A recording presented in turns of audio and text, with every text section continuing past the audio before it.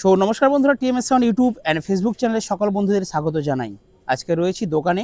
প্রথমে বলি, গুগল ম্যাপে গিয়ে আপনারা লিখবেন টিএমএস সাউন্ড, লোকেশন দেওয়া রয়েছে একদম এই দোকানটার। আগে আমার লোকেশনটা অন্য জায়গায় ছিল, সেটা আমি চেঞ্জ করে এটা করেছি, কনফার্ম হয়ে গেছে।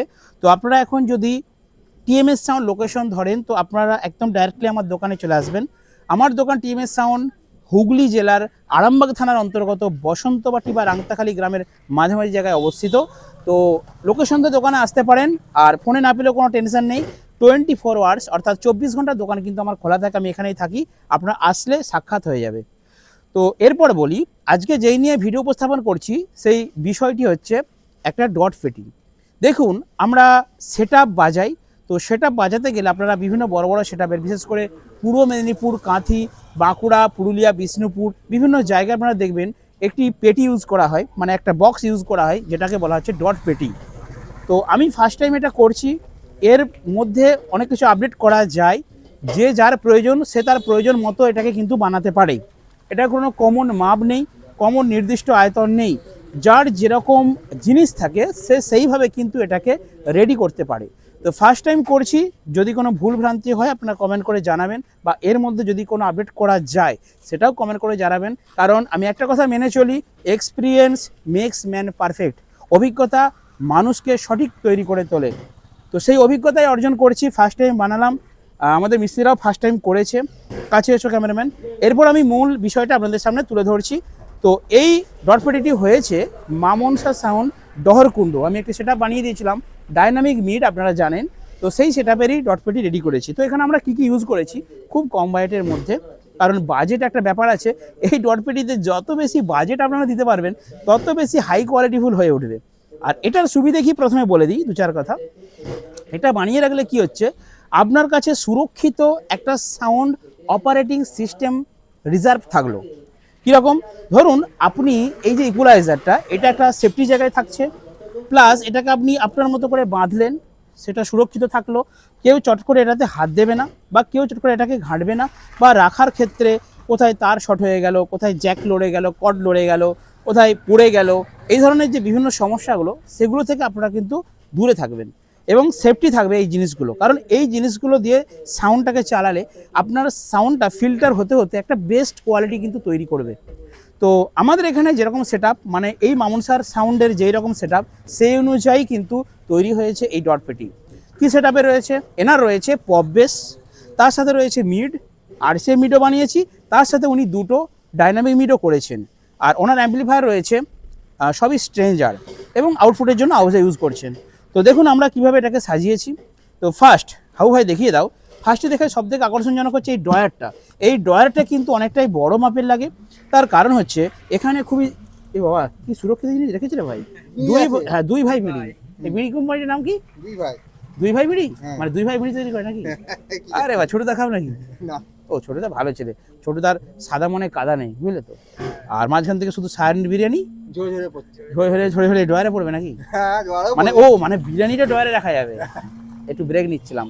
তো এই ড্রয়ারটা বড় রাখার মানে হচ্ছে আপনারা সায়নির বিরিয়ানি কিনে এর মধ্যে রাখতে পারবেন। আর কি রাখতে পারবেন বলো বলো। এই ভাই সব বলে দিচ্ছ তুমি, এসব বলো না ছেলেদেরকে। যাই হোক, সাদা মনে কাদা নেই বলছিলাম না, এটাই তার পরিচয়। তো যাই হোক, এর মধ্যে আপনারা অনেক জিনিস, মেন হচ্ছে ক্যাসেট। এই যে ক্যাসেটগুলো, রিমোটগুলো, কোনো সুইচ, কোনো কর্ড, কোনো জ্যাক, প্রয়োজনীয় সমস্ত কিছু ইম্পর্টেন্ট গুরুত্বপূর্ণ জিনিস আপনারা এই ড্রয়ারটার মধ্যে রাখতে পারবেন। তো আমরা একটা এখানে দিয়েছি হাতল ড্রয়ারটার মধ্যে। আমরা ড্রয়ারটা কিন্তু খুব বড় সাইজ করেছি, দেখুন আপনাদেরকে দেখিয়ে দিচ্ছি। ড্রয়ারটা কিন্তু খুবই বড়, দেখুন এত বড় মাপের একটা ড্রয়ার দিয়েছি, কারণ ড্রয়ারটার কাজ আছে, ঠিক আছে। তো যাই হোক, গোপন জিনিস গোপনে থাকাই ভালো, কেউ দেখতেও পাবে না, আপনার সেফটি থাকলো। একটা চাবি লাগিয়ে দিলে একদম আরও সেফটি হয়ে যাবে। তো এরপর মেন ভিডিওতে আমরা আসছি। দেখুন ফার্স্ট এই জায়গাটায় আমরা দিয়েছি একটা ডিভিডি। এই ডিভিডিটা হাওয়ায় দিয়েছে উপরে, একটা প্লাস্টিক এসেছিলো। তো দুটো ডিভিডি এখানে পরপর রাখবেন। ডিভিডি রিমোট এবং ক্যাসেটগুলো এই জায়গায় সুরক্ষিত থাকবে, প্রয়োজন হলে আপনারা বের করবেন। এর পাশে একটা ছোটো চিপ মেশিনও দিয়ে রাখবেন, ব্লুটুথ চিপ মেশিন। তো এটা আমাদের হাতে তৈরি রয়েছে, সেটা দিলেও হয়ে যাবে। এরপর দেখুন একটা আমরা বড় প্রেসার বোর্ড দিয়েছি। তো আপনারা যদি বড় সেটআপের জন্য করেন তাহলে এটা কিন্তু প্রেসার বোর্ডটা ডবল ইউজ করতে হবে। তো যাই হোক, একটা বড় প্রেসার বোর্ড আছে, এটা দিয়ে আমরা বক্সের বেস বাজাবো। এরপর দেখুন এখানে একটা হর্ন কসবা দিয়েছি, আর এটা হচ্ছে চেঞ্জার। কী লেখা আছে? DVD 1 main, DVD 1 2। মানে 1-2 এখান থেকে আপনারা চেঞ্জ করতে পারবেন ডিভিডিটা। আর এখানে আউটপুটটা মানে বক্সের আউটপুট, চঙের আউটপুট দুটোই চেঞ্জ করতে পারবেন। এটা একটা চেঞ্জার বলে এটা যে।